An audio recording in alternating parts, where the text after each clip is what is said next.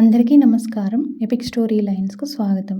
ఈరోజు లక్ష్మీదేవి క్షేత్రమైన కొల్హాపూర్ గురించిన కొన్ని విషయాలను తెలుసుకుందాం. సకల సంపదలకు నిలయం శ్రీ మహాలక్ష్మి అమ్మవారు. ఆమె కరుణ తమపై ప్రసరించాలని కోట్లాది మంది భక్తులు నిత్య పూజలు చేస్తుంటారు. వైకుంఠంలో ఉన్న అమ్మవారు భక్తుల కోసం భూమిపై వెలిసిన క్షేత్రమే మహారాష్ట్రలోని కొల్హాపూర్లోని శ్రీ మహాలక్ష్మి అమ్మవారి ఆలయం. నిత్యం వేలాది మంది భక్తులు ఆమెను దర్శించుకొని పునీతులవుతుంటారు. శక్తిపీఠంగా కూడా కొల్హాపూర్కు ఆధ్యాత్మిక ప్రాశస్త్యం ఉంది.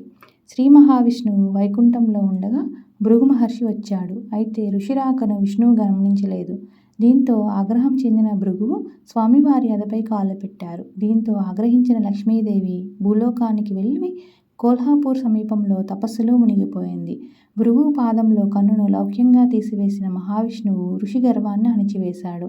అనంతరం అమ్మవారి కోసం అన్వేషిస్తూ తిరుమలలో శ్రీ వెంకటేశ్వరుడిగా అవతరించినట్టు పురాణాలు పేర్కొంటున్నాయి. కొల్హాపురంలో వెలిసిన అమ్మవారి ప్రాశస్త్యం అందరికీ తెలియడంతో క్షేత్రం అందరికీ దర్శన కేంద్రంగా మారింది. ఈ ప్రాంతాన్ని కర్వీర్గా వ్యవహరిస్తారు. ఆ మహాదంపతులకు ఇష్టమైన ప్రదేశం కావడంతో మహాప్రళయంలోనూ చెక్కు చెదరదు. అందుకే ఈ క్షేత్రాన్ని అవిముక్తేశ్వర క్షేత్రం అని కూడా పేర్కొంటారు. లోకమాత జగదాంబ ఈ క్షేత్రాన్ని సృష్టించింది. అందుకనే ఎన్నో వేల సంవత్సరాల నుంచి ఈ ప్రాంతంలో మహర్షులు, ఋషులు పూజలు చేసినట్టు చారిత్రక ఆధారాలు పేర్కొంటున్నాయి. అమ్మవారు తపస్సు అనంతరం ఒక్క రాత్రిలోనే ఈ ఆలయాన్ని నిర్మించినట్లు తెలుస్తుంది. శ్రీ మహాలక్ష్మీదేవి విగ్రహాన్ని అరుదైన శిలపై చెక్కారు. 4 హస్తాలు కలిగి భక్తులను దీవిస్తున్న రూపం మనల్ని ఆకట్టుకుంటుంది. ఫలం, గద, కవచం, పాత్రను 4 చేతుల్లో కలిగి ఉన్న దివ్యమంగళ రూపం భక్తులకు ఎల్లప్పుడూ ఆశీర్వచనాలు ఇస్తుంటుంది. అంబాబాయిగా ఆమెను భక్తులు ఆరాధనతో పిలుస్తారు. ఆలయంలో ప్రతిరోజు జరిగే కార్యక్రమాలు భక్తులను విశేషంగా ఆకర్షిస్తాయి. శక్తిపీఠాల్లో కూడా కొల్హాపూర్ ఒకటి కావడం విశేషం.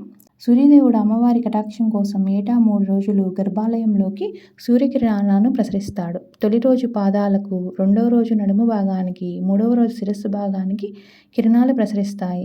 ఈ ఉత్సవాలను కిరణ్ ఉత్సవగా వ్యవహరిస్తారు. ఈ దినాల్లో అమ్మవారిని దర్శనం చేసుకునేందుకు వేలాది మంది భక్తులు కొల్హాపూర్కు చేరుకుంటారు. క్షీరసాగర మదనంలో జన్మించిన శ్రీ లక్ష్మీదేవిని సాక్షాత్తు శ్రీ మహావిష్ణువు తన హృదయేశ్వరిగా స్వీకరిస్తారు.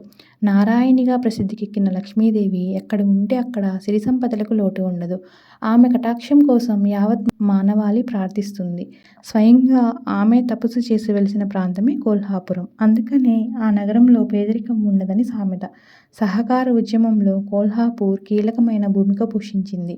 చక్కెర మిల్లులు ఎక్కువగా ఉండడంతో భారతదేశానికి చక్కెర కేంద్రంగా మారింది.